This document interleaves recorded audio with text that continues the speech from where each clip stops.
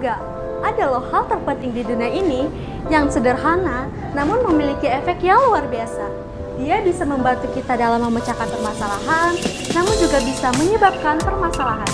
Dia adalah komunikasi. Simak video berikut ini tentang komunikasi bisa memecahkan sebuah permasalahan dan juga bisa menyebabkan sebuah perpecahan. Karena kita akan memberikan tips bagaimana komunikasi yang efektif dalam berkomunikasi.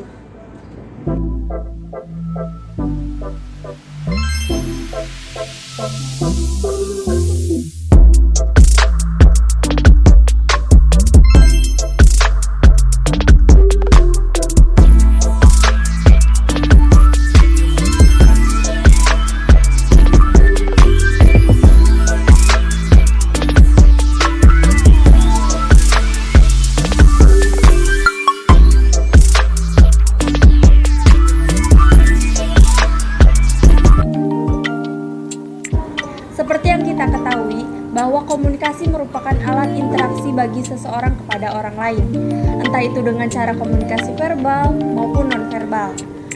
Tentu dengan adanya komunikasi, itu dapat mempermudah kita untuk memahami orang lain. Tapi tahukah kamu bahwa komunikasi juga bisa menyebabkan perpecahan karena salah paham atau salah persepsi? Komunikasi dikatakan tidak efektif apabila dilihat dari pesan yang disampaikan oleh komunikator kepada komunikan tersampaikan dengan baik atau tidak. Jika komunikan tidak dapat menerima pesan dari komunikator dengan benar, maka dapat dikatakan bahwa komunikasi dalam proses berkomunikasi tersebut tidak berjalan dengan efektif. Berikut adalah beberapa hal yang harus kamu hindari saat berinteraksi dengan seseorang. Pertama, hindari penggunaan kalimat yang bertele-tele. Udah dengar belum tentang berita adanya rumor bulan depan masuk kuliah secara normal? Udah. Tanggapan lo mengenai hal itu gimana? Kayaknya nggak mungkin deh. Kayaknya kan bulan depan juga masih belum bisa offline. Soalnya gimana ya, kasus COVID sekarang itu lagi naik-naiknya gitu loh semenjak long weekend ini. Hah? Kenapa dibilang tidak efektif? Karena menggunakan kalimat yang bertele-tele sangat mengganggu proses komunikasi. Selain karena dapat membuang waktu, menggunakan kalimat yang bertele-tele mampu membuat seseorang yang menerima pesan tersebut menjadi kebingungan. Kedua, hindari topik pembicaraan yang tidak komunikan ketahui. Mbak Ica tahu nggak series Thailand yang ini nih Mbak, yang judulnya Bad Genius The Series. Gila sih, itu seru banget Mbak seriesnya. Jadi kayak orang mahasiswa kayak nyontek-nyontekan gitu tuh. Gila seru banget ya, pokoknya mereka yang nyontek, kita yang deg-degan. Mbak dengerin gak sih? Ya bisa lo ngomongin Thailand mulu dari tadi, ya gue mana ngerti lah. Ya ngomong dong dari awal. Dalam melakukan interaksi, harus adanya timbal balik antara komunikator dengan komunikan. Sehingga penting bagi kita untuk mengetahui apakah topik yang akan dibicarakan oleh komunikator mampu dipahami dengan komunikan. Jika tidak, komunikasi akan berjalan dengan tidak efektif. Ketiga, pesan tidak sesuai dengan apa yang disampaikan.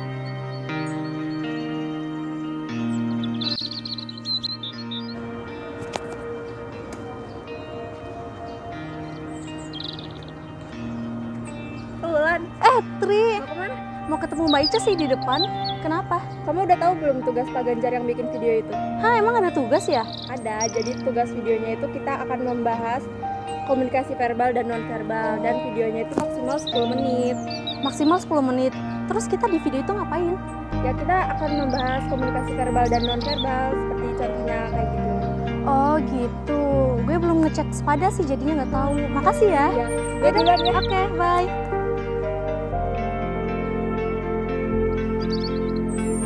Mbak Ica.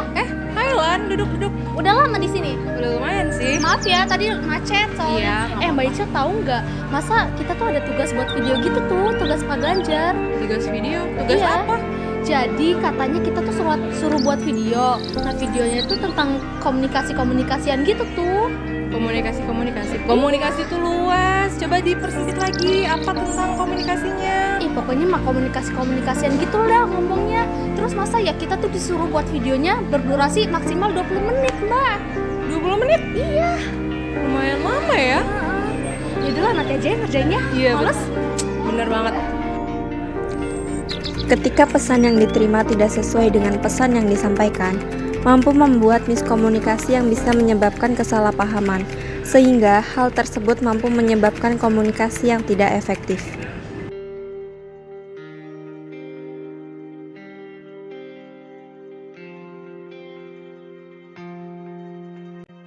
Lalu, seperti apa komunikasi yang efektif itu?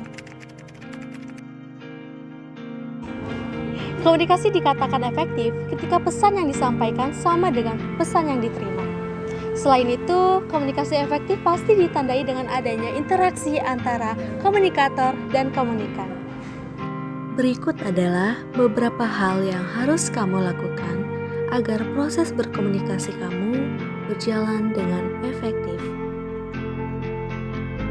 Gunakanlah gaya bahasa atau kalimat yang jelas dan sederhana.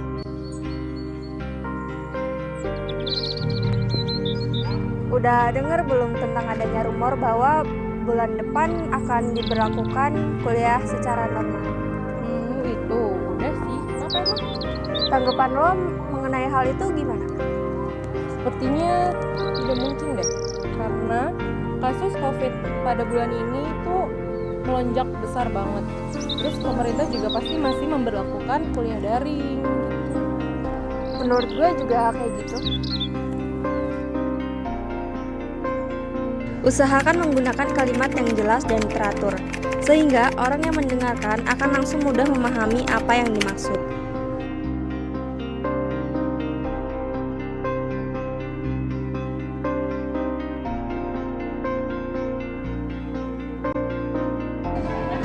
Mbak Ica suka nonton series Thailand nggak? Suka sih, tapi jarang gitu. Tahu nggak series Thailand yang pelajarnya suka menyontek-menyontek gitu tuh? Oh, Bad Genius ya, tahu banget, tahu tuh. Seru parah. Iya, gila seru banget ya, kayak dia yang nyontek, kita yang deg-degan Iya, gitu. deg-degan parah banget sih itu. Recommended banget deh. Iya sih. Carilah topik yang menarik. Topik-topik yang menarik juga dapat membuat komunikasi berjalan secara efektif. Karena dengan topik yang menarik, seseorang akan merasa nyaman dan terhubung dengan hal yang sedang disampaikan. Dan alangkah baiknya kita memulai dengan menanyakan topik yang akan dibicarakan terlebih dahulu, sehingga jika komunikan tahu tentang topik tersebut, maka kita akan lancar mengobrol tentang topik itu, yang akan membuat komunikasi menjadi efektif karena adanya timbal balik. Tetapi, jika komunikan tidak tahu tentang topik tersebut, maka sebaiknya kita mengganti topik pembicaraannya untuk menghindari komunikasi yang tidak efektif.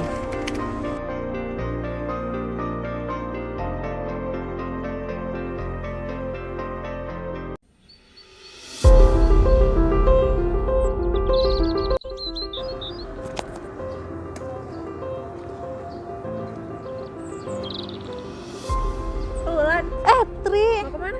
mau ketemu Mbak Ica sih di depan. Kenapa? Kamu udah tahu belum tugas Pak Ganjar yang bikin video itu? Hah, emang ada tugas ya? Ada, jadi tugas videonya itu kita akan membahas komunikasi verbal dan non-verbal. Dan videonya itu maksimal 10 menit. Maksimal 10 menit? Terus kita di video itu ngapain? Ya kita akan membahas komunikasi verbal dan non-verbal, seperti contohnya kayak gitu. Oh gitu, gue belum ngecek sepada sih jadinya nggak tahu. Makasih ya. Iya.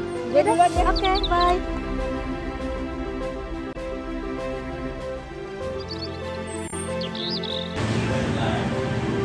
Hey Mbak Ica. Hai Lan, duduk. Udah lama di sini? Udah lumayan lama sih. Maaf ya tadi macet. Iya, nggak apa-apa kok. Mbak Ica tahu nggak kita tuh ada tugas video tahu?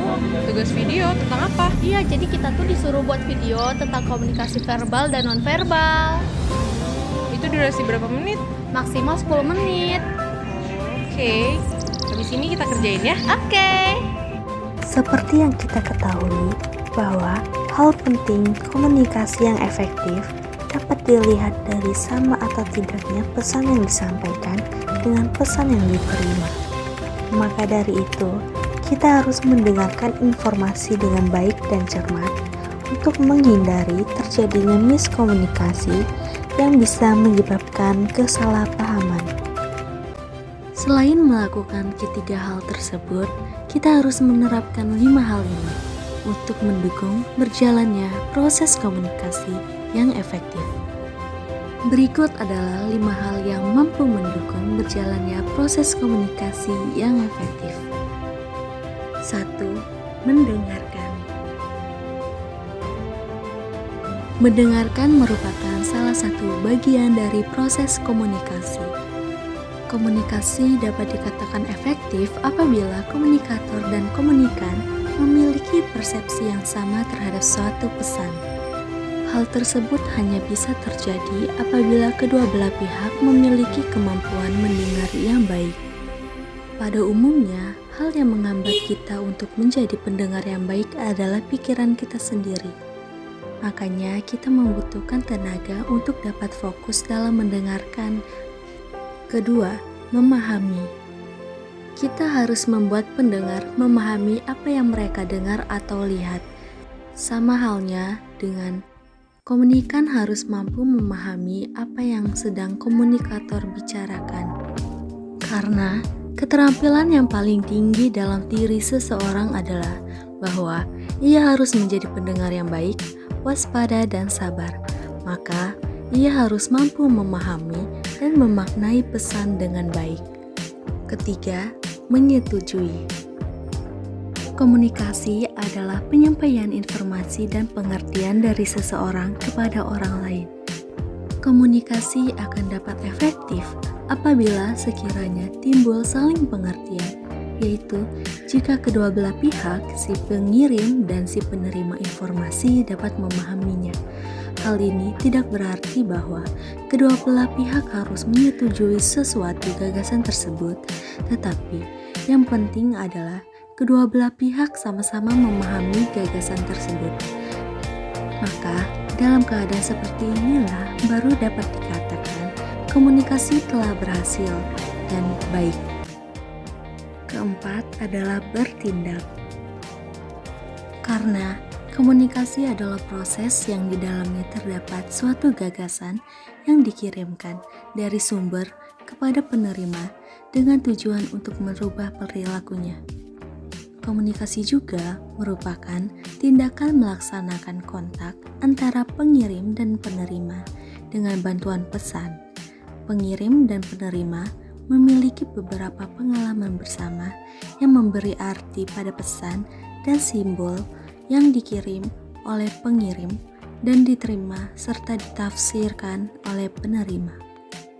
Terakhir ada umpan balik. Komunikasi merupakan suatu proses sebab akibat atau aksi-reaksi secara bergantian baik verbal maupun non-verbal. Misalnya, seseorang menyampaikan informasi kepada pihak penerima yang kemudian memberikan respon atas informasi yang diterimanya itu, untuk kemudian pihak pertama bereaksi lagi setelah menerima respon atau umpan balik dari orang atau pihak kedua, dan seterusnya. Komunikasi demikian berorientasi pada pembicara. Maka, di sini unsur umpan balik atau feedback menjadi cukup penting. Bagaimana pihak pengirim dan penerima suatu informasi bisa silih berganti peran karena persoalan umpan balik. Itu adalah beberapa hal yang mampu mendukung berjalannya proses komunikasi yang efektif. Sekian video tips yang kami berikan tentang komunikasi yang efektif. Kurang lebihnya mohon maaf. Terima kasih udah Dadah. nonton. Bye. Enjoy. Enjoy.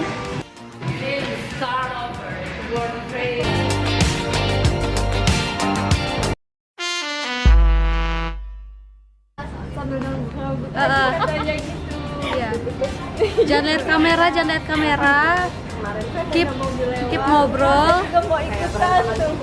Kita yang deg-degan. Ica, nggak dengerin Ulan ya? Ih, tadi Ica ketawa. Bukan kita. Kamu mau pesan apa? Jadi gue aja. 3,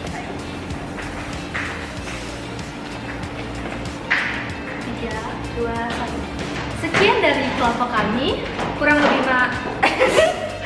burun.